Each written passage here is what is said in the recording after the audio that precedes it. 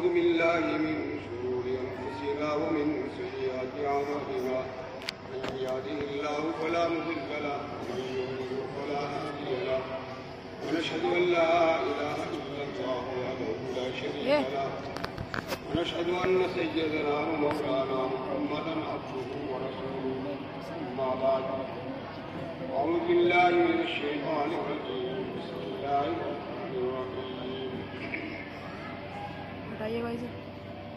إنا نحن نزلنا الذكر وإنا له لحافظون صدق الله العلي العظيم خيركم من تعلم القرآن وعلمه كما قال عليه الصلاة والسلام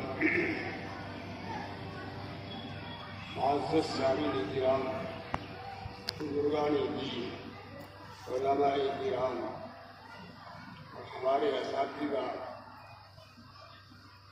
اللہ رب العزت سے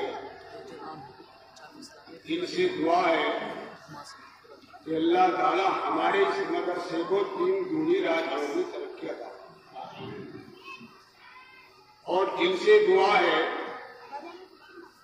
کہ اس وقت میں میرے استاد دو باقی دو استاد باقی ہیں.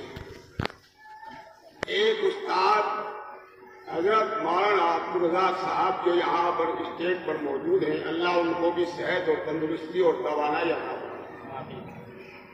اور ایک استاد میرے اس وقت میں جنرل آباد میں موجود ہیں.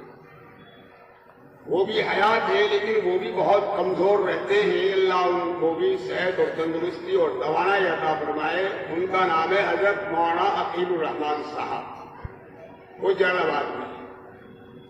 اور جو میرے استاد اور تھے وہ سب اس دنیا سے رخصت ہو گئے، اللہ کو پیارے ہو گئے. اللہ ان کی قبر کو انوار سے اور جنت الفردوس میں اعلیٰ سے اعلیٰ جگہ سے.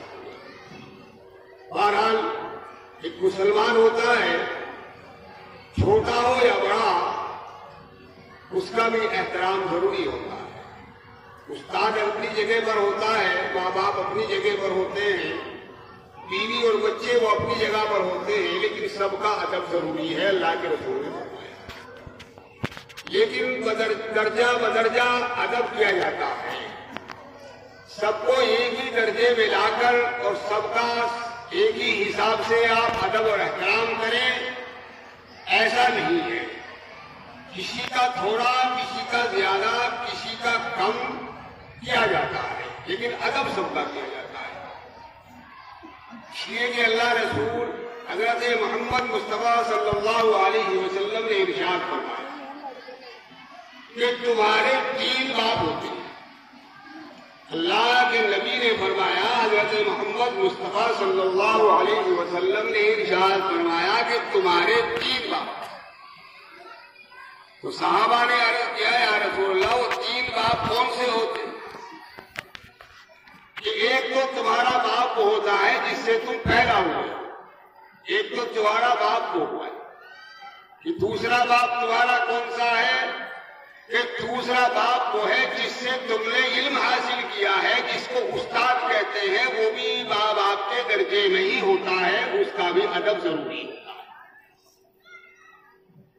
تیسرے نمبر پر کون سا ہے باپ؟ کہ جو بچی آپ کے نکاح میں آ گئی ہے، اس کا جو باپ ہے وہ بھی تمہارے لیے، اس کا جو باپ ہے وہ بھی تمہارے لیے کیا ہے؟ باپ. اس کا بھی ادب ہمارے لیے ضروری ہے. بات تو سمجھ میں آ رہی کہ نہیں آ رہی؟ میں نے 3 باتیں آپ کے سامنے عرض کی ہیں اور ماشاءاللہ آپ حضرات بڑی غور اور مدارس کے ساتھ سنجیدگی کے ساتھ سن رہے ہیں اور انشاءاللہ عمل بھی ہوگا. اگر آپ اس کے اوپر عمل کریں گے تب جا کے عمل ہوگا، اور اگر نہیں کریں گے تو پھر عمل نہیں ہوگا. یہ خاکی اپنی فطرت میں نہ نوری ہے نہ ناری ہے. عمل سے بنتی ہے جنت بھی جہنم. بہرحال تو میں نے آیت پڑھی قرآن مجید، اس کو کلام اللہ بھی کہا جاتا ہے. قرآن مجید بھی، قرآن شریف بھی، حمائل شریف بھی، کلام اللہ، بہت سارے نام ہیں. جیسے بہت سے ابا کو ابا جی کہتے ہیں، بہت سے صرف ابا کہتے ہیں اور بہت سے بھائی جی بھی کہہ دیتے ہیں، لیکن ایسا نہیں۔ ابا کو اگر تم نے ابا کہا تو اب بھی اچھا نہیں لگتا۔ اچھا لگانے کے لیے اور ادب کے لحاظ سے آپ ابا کے ساتھ جی بھی لگاؤ، ابا جی، اب کتنا بڑھیا پیار آئے گا بیٹے کے اوپر، کتنا پیار آئے گا۔ اگر اپنے استاد کو یوں کہنا کہ یہ میرا استاد ہے، نہیں، استاد کے سامنے ادب کے ساتھ بیٹھو، استاد کی باتوں کو مانو، پھر کتنا پیار آئے گا شاگرد کے اوپر، بڑا پیار آئے گا۔ بہت اچھی بات ہے، اس کی پیار کی آئے گی۔ تو پیار کی باتیں ہم آج کر رہے ہیں، ہم تو ایک دوسرے کو اس لیے سے تک رہے ہیں کہ یہ میرا نہ کچھ لگتا نہ میں اس کا کچھ لگتا، حالانکہ ایسا نہیں کرنا چاہیے۔ کچھ نہ کچھ تو لگتا ہی ہے۔ اگر مان لو کچھ بھی نہیں لگتا تو ایک بھائی حساب سے مسلمان تو ہے وہ، اور مسلمان کے ناطے سے بھائی لگتا ہے وہ، اس لیے اس کا ادب بھی ضروری ہوتا ہے۔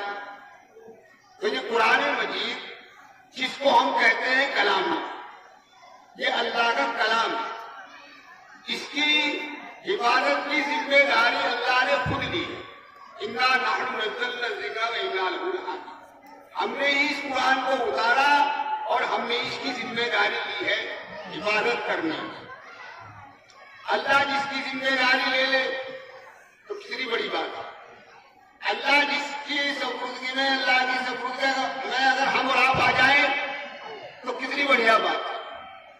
اور پھر اللہ کے رسول نے حدیث فرمائی، خیرکم من تعلم القرآن وعلمہ، تم میں بہترین اور بڑھیا آدمی کون سا ہے؟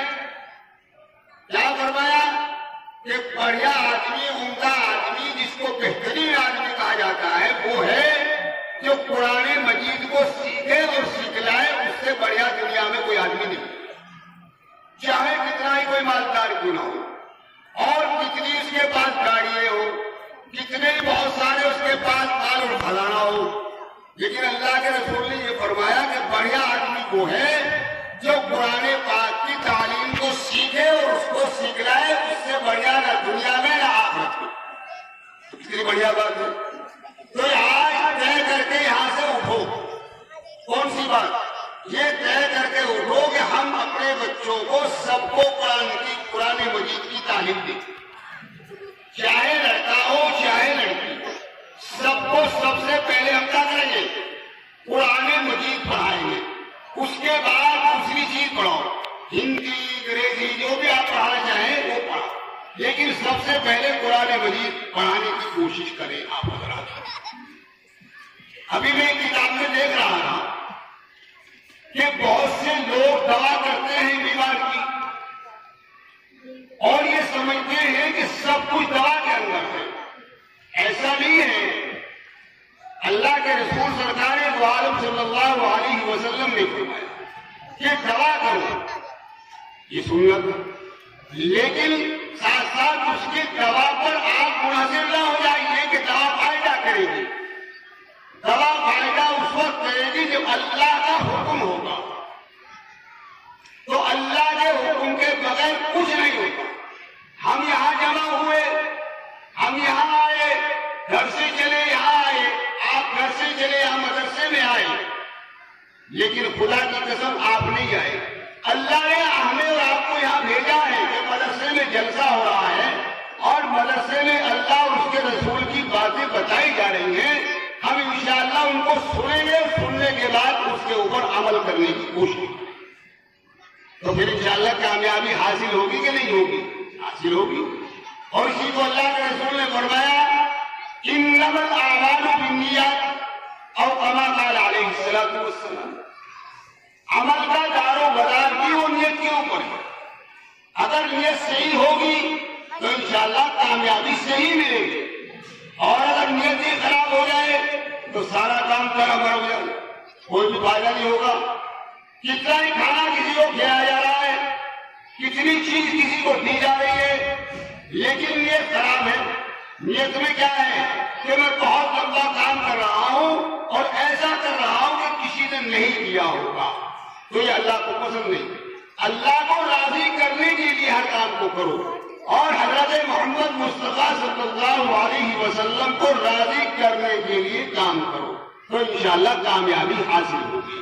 اور اگر ہم کو ناراض کر دے، اللہ کو بھی ناراض کر دے اور حضرت محمد مصطفیٰ صلی اللہ علیہ وسلم کو بھی ناراض کر دے تو ہماری زندگی میں کوئی مزہ نہیں آئے گا، ہماری زندگی بڑھیا نہیں ہوگی، ہم خوبصورتی کے ساتھ زندگی نہیں گزار رہے ہیں، ہم غلط زندگی گزار رہے ہیں، اس کے اوپر ہمیں کوئی فائدہ نہیں ہوگا اور اس کے اوپر ہمیں کوئی ثواب بھی نہیں ملے گا۔ ثواب پھر ملے گا جب اللہ کو خوش کرنے کے لیے کام کیا جائے گا، اس کے اوپر ثواب ملے گا۔ بالا مولوی اگر یوں کہے کہ میں جلسے میں جا رہا ہوں اور بہت بڑی اونچی تقریر کروں گا اور بہت بڑھیا تقریر کروں گا، یہ دل میں گھر سے نکلتے ہوئے سارا خراب کر لیا، سارا کام یہ کرتے چلو گھر سے کہ میں بہت چھوٹا سا آدمی ہوں، بہت اگلا آدمی ہوں۔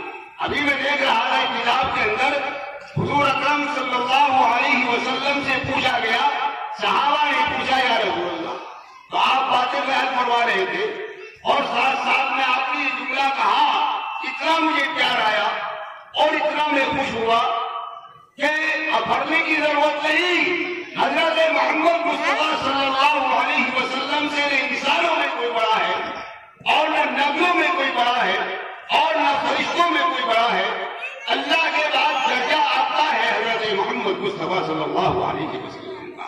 تو کیا فرما رہے ہیں میرے لیے، اپنے آپ کو کیا کہہ رہے ہیں کہ میں بہت معمولی انسان ہوں، بہت معمولی انسان ہوں اور بہت معمولی میری ماں ہے جس کے پیٹ سے میں پیدا ہوا ہوں اور بہت معمولی میرے باپ ہیں جن سے میں پیدا ہوا ہوں۔ اللہ قربان جائیے کتنے بڑا انسان اور اپنے آپ کو کیا کہہ رہے ہیں حضرت محمد مصطفیٰ صلی اللہ علیہ وسلم کہ میں بہت چھوٹا ہوں۔ اگر چھوٹا آپ نے خود کو سمجھ لیا اللہ اس کو بڑا کر دے گا اور کسی نے اپنے کو بڑا سمجھا اللہ اس کو نیچے گرا دے گا۔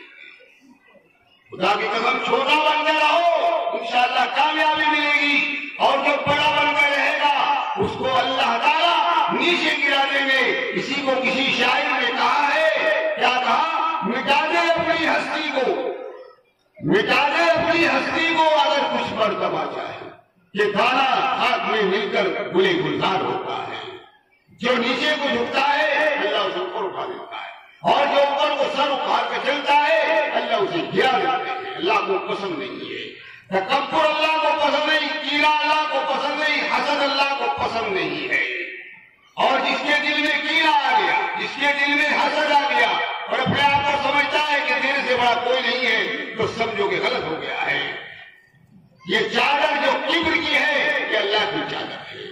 حضور اکرم صلی اللہ علیہ وسلم، اللہ سے بڑا کوئی ہے؟ بتاؤ سچی بتاؤ جب جائے، اللہ سے بڑا تو کوئی نہیں۔